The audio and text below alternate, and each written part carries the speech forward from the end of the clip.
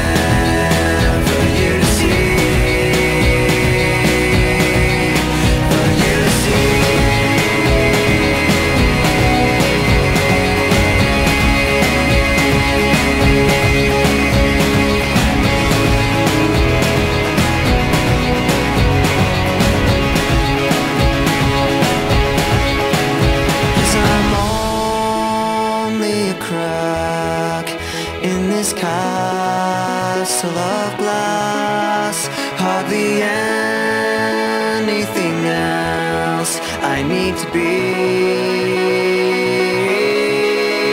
'Cause I'm only a crack in this castle of glass, hardly anything there for you to see.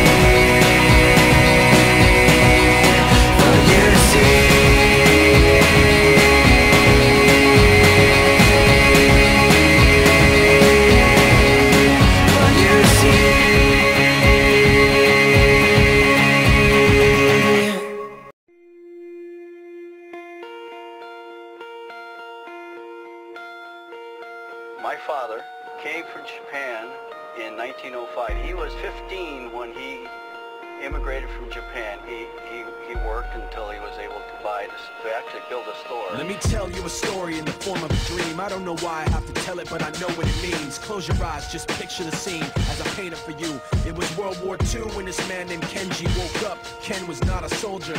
He was just a man with a family who owned a store in LA. That day, he crawled out of bed like he always did, bacon and eggs with wife and kids. He lived on the second floor of a little store he ran. He moved to LA from Japan. They called him immigrant. In Japanese, he'd say he was called Issei. That meant first generation in the United States, when everybody was afraid of the Germans, afraid of the Japs, but most of all afraid of a homeland attack. And that morning, when Ken went out on the doormat, his world went black, 'cause right there, front page news, 3 weeks before 1942, Pearl Harbor's been bombed and the Japs are coming. Pictures of soldiers dying and running. Ken knew what it would lead to, just like he guessed. The president said the evil Japanese in our home country would be locked away.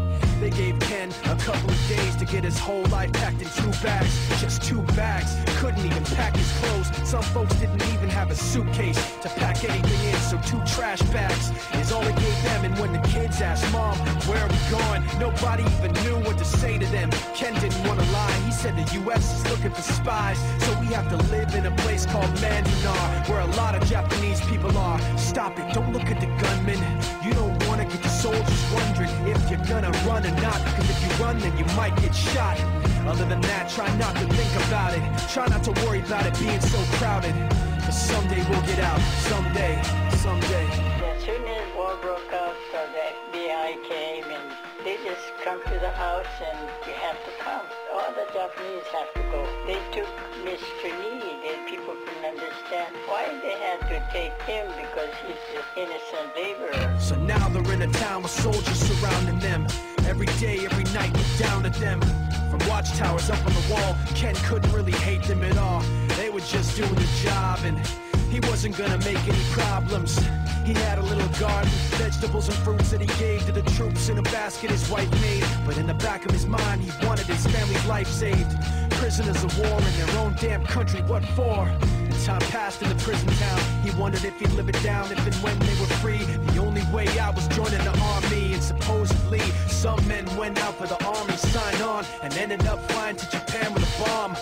That 15-kiloton blast put an end to the war pretty fast. 2 cities were blown to bits. The end of the war came quick, and Ken got out. Big hopes of a normal life with his kids and his wife. But then they got back to their home, and what they saw made him feel so alone. These people had trashed every room, smashed in the windows and crashed in the doors. Written on the walls and the floor, Japs not welcome anymore.